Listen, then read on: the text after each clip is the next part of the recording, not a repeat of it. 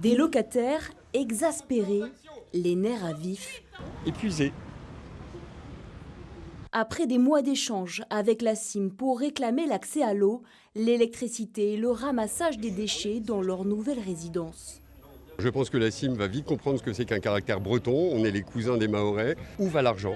Il y a eu des augmentations de capital, il y a eu des millions d'euros qui sont rentrés dans la CIM, mais ils ne sont pas venus dans nos tuyaux.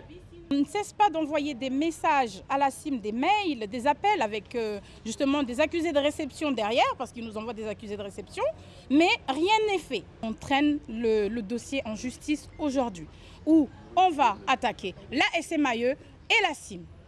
Devant le siège de la CIM, bloqué par les locataires, un premier échange avec un des cadres de la société immobilière.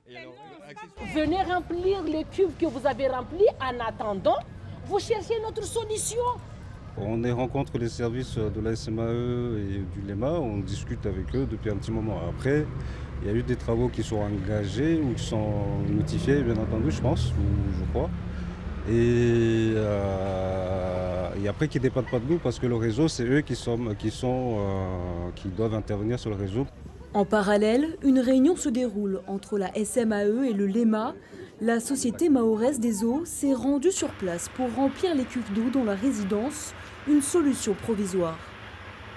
Il y a 2 semaines, des travaux ont déjà été réalisés sur le site, un peu plus loin. Sauf qu'on ne peut pas encore faire le branchement aujourd'hui parce qu'il faut le temps de nettoyer, désinfecter le réseau.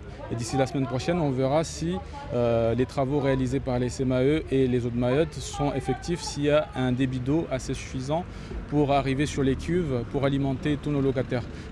Le réseau n'étant pas suffisant pour tous les bâtiments, le temps des travaux pourrait encore rallonger l'attente des habitants des résidences CIM de Combagny.